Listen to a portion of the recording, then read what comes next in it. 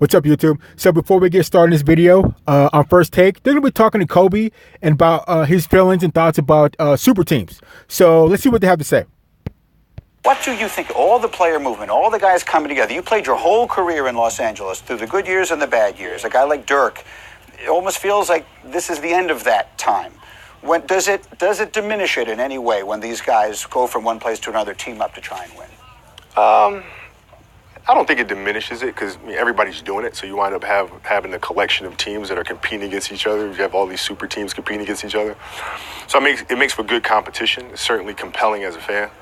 But yeah, you're right. I mean, it's different. I remember calling Dirk back when he was a free agent, and I called him. I said, Dirk, listen, I know, you're not leaving Dallas. I get it, but I got to make the call. What do you think? He says, yeah, man, you're right, bro. I'm a lifer like you, man. We don't leave. And so it's just a different philosophy about it. So to piggyback off of what Kobe Bryant was saying, there's something to be said about staying with the team your whole career, trying to make it work, trying your best. And then you can get rewarded like Kobe was rewarded with championships. Dirk Nowitzki was rewarded with the championship in Dallas, beating LeBron. You get rewarded, and that makes it all the more better, all the more sweeter. When you get that victory, you get that win. And at the end of your career, you did everything you can do. You didn't jump teams. You weren't a team hopper. You stayed in one spot, and you made it work. You went through bad years and good years. And those terrible years, that's what makes you. That's what makes you the baller that you are. You stick it through the bad years, and then you have the good years, and you get rewarded with the ring. LeBron. So let's keep going. Kobe with Get Up's Mike Greenberg saying super teams make good competition, but he had a different philosophy about it during his playing days. He sure did. Max, You're up first. Our super team. Oh, and Will Kane. That was very rude of me not to introduce. Hey, Will, what's going on? And good morning, Stephen A. You did. Oh, it's about time, Max. It's like afternoon, giving us a good morning. It's about noon. All right, Will, good to have you with us. Max, I'm coming back to you. Super teams, are they a good thing for the NBA? Yes, super teams have always been good for the NBA. The problem is the super duper teams. I had no problem with the Warriors versus the Cavs, but when the Warriors added Kevin Durant to a 73-win team, you had an MVP caliber player to. Okay, so with what Max is saying, the super teams are cool, but the super duper teams kind of mess things up. But where I don't have a problem with super teams is if you draft your super team. Everybody's drafted. You don't have free agents jumping around. Like the Golden State Warriors, all those guys were drafted except for Kevin Durant and Boogie. And they were added after they won a championship.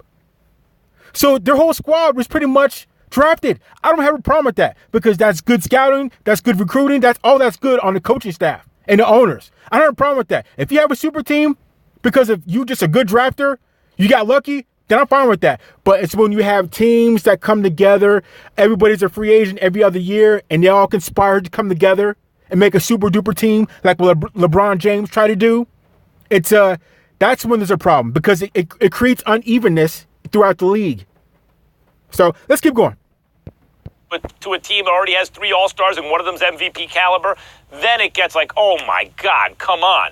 When the Bulls added Dennis Rodman, when Jordan came back, it's like, all right, so the rest of the league doesn't have a chance. And they didn't. And those eras, the Warriors and the Bulls, were not as interesting as, say, when the Heat were playing against the Spurs or something like that, or especially when the Lakers were playing against the Celtics. Lakers and Celtics, go ahead and take a look at those rosters. They were so loaded. It was ridiculous, but they were evenly loaded. When there's an imbalance and one team is not just a super team, but one is a super duper team and no one else is as good, it's not as good. That's my issue. I do agree with that. When you have a super duper team, that does create a problem. It makes things uneven unless you draft all of those players. That's why I don't have a problem. But other than that, if you have multiple super teams, you kind of have to, if you want to compete, you have to fight fire with fire. You can't have one team with 3 Hall of Fame superstars that were undrafted and they just get to one team and think that if you're one individual player on your team and think you can compete with them, because it's going to be very, very hard to compete with that. You kind of have to fight fire with fire. So let's keep going. not with super teams. Go ahead, Will. Well, I don't know the technical difference between a super team and a super duper team, but KD. Well, I don't think we have a real substantive disagreement, Max. I mean, I don't want one team standing head and shoulders above everybody else. No fan does, because it robs us of drama. It robs us of uncertainty, unpredictability. We want the idea that anything could happen. So if you had, 4, 5, 6 super teams, now we're talking about something. But I think we're close to that, although it's not going to be a super team. Once KD leaves Golden State, we're going to have teams made up of 2 superstars, not 3 and 4. And Well, Ken, you don't know what could happen, because what if Kevin Durant, what if he goes to L.A.? You have LeBron there. You have Kevin Durant. What if Kyrie were to go there? So you'd have Kyrie, Kevin Durant, and LeBron James. What if AD goes there? That could be a super loaded team right there. That could be a super loaded team right there. So, I don't know. Let's keep going. the league will be much better, much more interesting. Can I just part with this one thing, Stephen A? I thought Greeny's interview with Kobe was awesome. It was really good. And Kobe is the last of a breed. And you know what? I wasn't the biggest Kobe fan in his day because he wasn't the most likable character. You know, Shaq was the likable one, whatever it may be. But I've come to really appreciate Kobe. Be damned with like. Who cares about being liked? Kobe was singularly focused on accomplishing a goal and doing it in the way that he did it. And man, as time passes, last of a breed, I've come to really appreciate Kobe. Well, first of all, I've always appreciated, I've always loved Kobe for exactly that reason, because he didn't give a damn about being liked. I can relate. I don't give a damn. You might try that one day. Well, it works. Oh, please, yeah. Well, then I'm failing. If likability is my major goal, then I'm failing. Yeah, come on, don't get me started. But here's the deal. Kobe wasn't necessarily telling the truth, because if you recall, Kobe was willing to leave L.A. He was so frustrated with Jim busting the Lakers at one point. He was willing to leave. But he didn't. He didn't leave. He didn't jump ship. He stayed where he was at, and got rings without Shaq. So let's bring that up with a grain of salt of Kobe wanting to leave at one point, because he didn't. Okay? So let's keep going.